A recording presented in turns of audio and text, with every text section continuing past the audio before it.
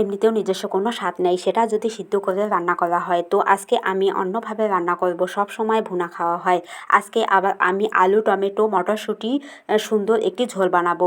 শুধু ডিম রান্না করলেই তো আর হবে না, একটু ভাজিও করতে হবে। তো আমি এক চুলায় ডিম সিদ্ধ বসিয়ে দিয়েছিলাম, সাথে আমি কিছুটা আলুও সিদ্ধ দিয়ে নিয়েছিলাম যাতে রান্নাটা দ্রুত হয়ে যায়।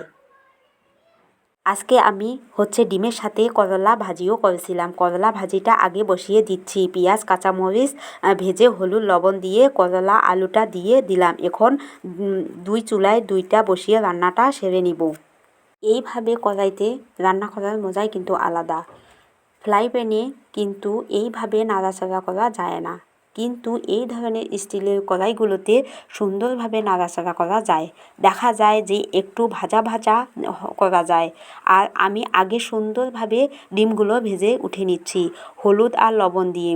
আমি ভেবেছিলাম যে ডিমটা মনে হয় লেগে যাবে, কিন্তু না, ডিমটা লেগে যায়নি, একদম সুন্দরভাবে উঠে এসেছে। যাই হোক, এটা কিনছি আমি ছোটোখাটো ভুনা করার জন্য। খুব দ্রুত ভুনা করা যায় বা অল্প স্বল্প ভাজি করা যায়, যেন লেগে না যায়। এই দিকে আমি পেঁয়াজ কাঁচামরিচ ভেজে নিয়েছিলাম। টমেটোটা একদম গলিয়ে ফেলবো, যেন টমেটোটা একটু ঘন হয়, এই জন্য।